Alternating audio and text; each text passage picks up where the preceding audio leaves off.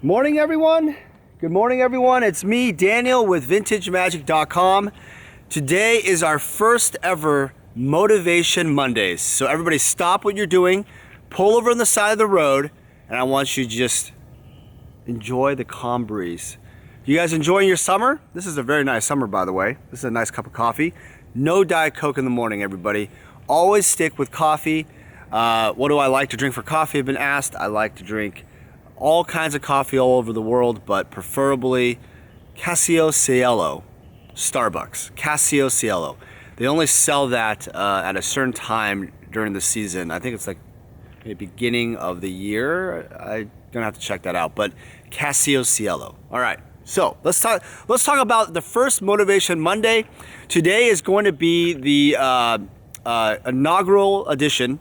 So I wanted to, for those of you who do not know what this is, on Mondays, I basically will talk about topics about specifically to hopefully motivate you in a positive way. I'm not looking to discuss negative things. I want to talk about things that will maybe inspire you to maybe make changes in your life. Maybe it'll relate to magic finance for you. Maybe it'll help you personally. Whatever it is, hopefully it helps you personally and on a positive note. Also, as you know, I've done now two Finance Fridays, which they've been going really good. They've been really fun. I think we're going to keep it going. The views have been great. So I think you guys are starting to catch on what it is. And I will continue having Magic the Gathering related topics on that day specifically. In between will be like old school Magic, deck techs, gameplay, the typical videos of me throwing crap around, doing vlogs, etc. But I wanted to focus on today, Motivation Monday. All right, so I want to start off the first Motivation Monday with someone that I really found very intriguing.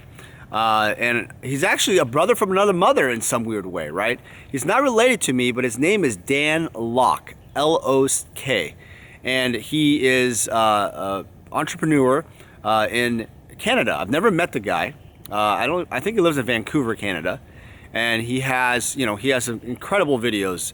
He has like a $15 million penthouse in downtown Vancouver, Canada.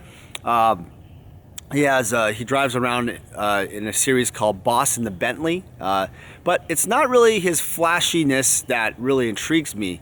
It's really what the content of what he says, because he dresses for success. He's wearing like a three-piece suit type of thing, or a full body suit. He's he has a slick back hair like a Wall Street guy, but he definitely is a person about cash flow investing. And so I'm going to start the video off like this because this is a great story. He talks about something very interesting. He was like an ad person back in the day, like when he first started his career. He made ads for companies and he charged about $1,000 for an ad. And what happened was he talks about getting a mentor and someone that you can talk to and give you advice. And this particular mentor said, "No, Dan, you need to charge more for your ads." And Dan's, this video was absolutely hilarious. And I'm not going to bore you with all the, the fun stuff, and also the content part, but I'll put the link below of that, that video, hopefully, and also his channel. And you can take a look at it yourself, but he talks about eventually he's charging like $10,000 an ad because his mentor kept saying, you need to charge what you're worth and you need to charge more. But to him, he felt like, well, I'm just starting this career. I'm just starting this business. I'm just new to this industry. I don't have the tenure to charge that kind of money.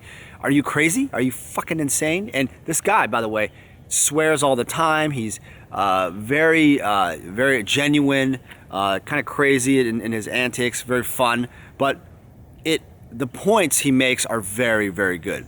And it made me realize something about magic and also yourself. Is I realized that the way I built my career in this industry is I tend to charge more than everybody else in many cases. Sometimes I do charge, within the market range, Sometimes I list an auction that's no reserve, but for the most part, I don't like to charge below market price, primarily because what Dan says is that you have to charge what you believe. What you have to charge more. You have to charge what you're worth. You have to ask more money, and part of that thing is a lot of people like yourself probably are not able to have maybe the confidence or maybe the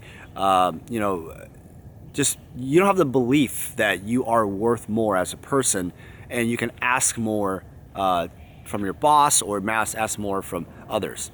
Now, I'm not saying you're going to argue with people and you're going to start fighting with people, and like you're going to compare people like, hey, I'm better than you. No. I'm talking about asking more for almost for things that make sense, right? In a business setting, or maybe a job or negotiation of a promotion, whatever.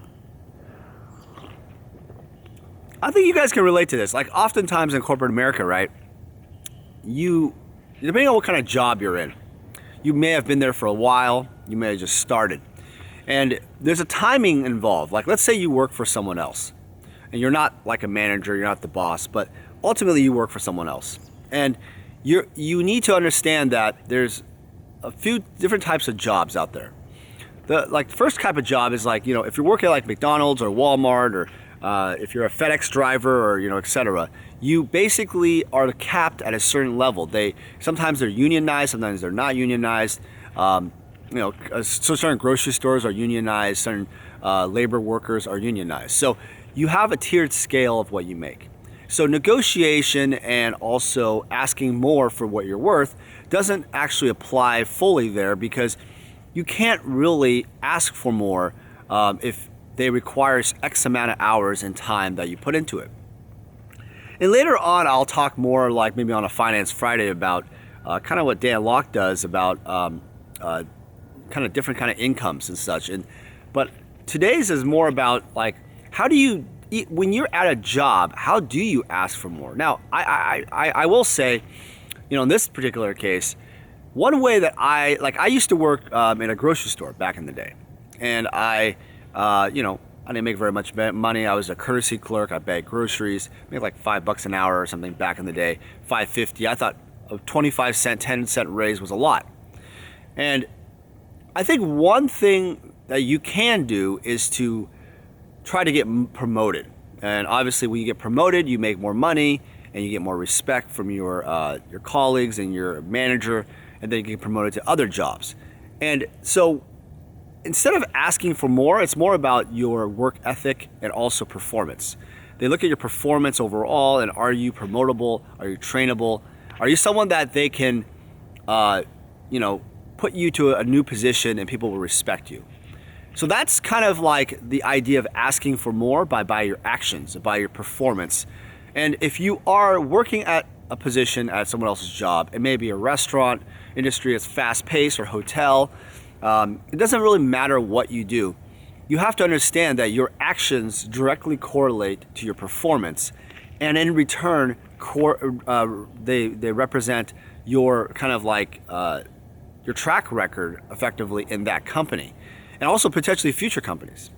And so if you show up late, if you are not dressed appropriately, if you're not groomed appropriately, you have issues with service or your quality of work, these things translate into your performance review, thus causing your lack of ability to get promoted in life. This also goes with like teachers and stuff too. I mean, teachers, believe it or not, you're at a certain scale, right? You're teaching, it's time, right? A lot of people think it's time. But if you have a different mindset, if you think about this as not just a job, but as a career where you're looking at maybe potentially moving forward into a different level, right? Maybe management or maybe superintendent one day, right? If you're a teacher in this case, or start with have to be assistant principal, etc., and department head, right? You have to look at the future where that will lead, the path, the career you're at. But if you're the type of teacher, for example, who's just working at a job and you just kind of just teach and you just want to get your paycheck and get your summers off, you just really don't care, that actually, from a life attitude position, will affect you in many different ways. You start being complacent on your knowledge set. You start just looking at the world in ways differently. You start looking at people like, oh yeah, that person's so freaking, that guy, is driving the Porsche. He's just, someone just got a trust fund or something. I don't care. I work as a teacher. I work my ass off. No, you don't. You have a bad attitude. And that probably is why you are still a teacher and you're not making more money or progressing with your career, because there always is ways to show better performance. The other type of career that I would say that's interesting is you have more of a control. You have your own business like myself, or you have other people, you have investments and you live off more of those investments. So in those particular cases, that is a very interesting kind of a segue to this.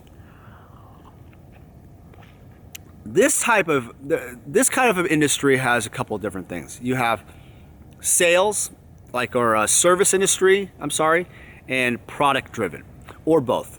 In my particular case at Vintage Magic, I have sales and products and also services. Now, my sales of cards and stuff obviously greatly outweigh the services section, but I still do marketing, consultation, stuff like that for people. It's not a top tier revenue for me to survive, but it definitely is enough money now where it's this is something that is a significant amount of money to report and be involved in, to build, right? And so it's not like chump change anymore, right? So if you are in those kind of industries, you have this type of the mentality of asking for more money, as Dan Lok says, really applies a lot. Now let me explain something to you. If you are selling, in the case of Magic, bulk 25-cent bulk rares, foils, whatever, it's very difficult to ask for more money on a commodity product that really doesn't have that market. I'm kind of referring to the services side when asking for more, even more, because in terms of services side, right? If you're doing consulting work, people in the consulting industry or freelance, photography, weddings planning services, lawyer services, legal services, private practice that you develop yourself. You might be a dentist, and the question is, do you charge more? But then obviously you think, well, then I'm too expensive. But is that really a bad thing? And so I think the word that Dan Lok uses a lot is, and I really learned in corporate America heavily when I worked in corporate America, was the word value. You have to understand that customers really, all they really want is the best value. They don't want necessarily the best price. Now, there are customers that just want the best price, but if you show them the better value, meaning a fair price and a great service and a great experience, you can ask for more money. You have the ability to do that. Let me explain. In the case of high-end graded cards, right? I have done many deals, and I still do deals. Actually, I'm going to a deal to Hong Kong, UGP Hong Kong, in September. I'm going to be delivering some cards to a client. Some of you would be baffled why people would pay so much money for cards, but I think I've always asked this question to my clients, why you know that you're paying more with me, right? Which they know. Why do you pay more?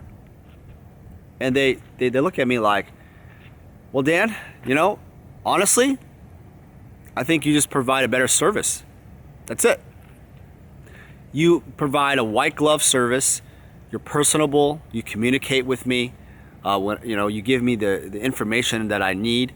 I know it's authentic. I know that you back it all the way. If something's wrong at any level, I always am there for you. That service is worth more than getting the best price.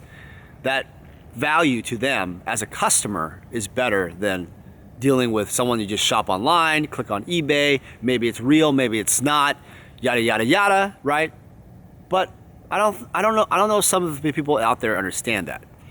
But it's also a mindset, because value to people really comes down to a couple things.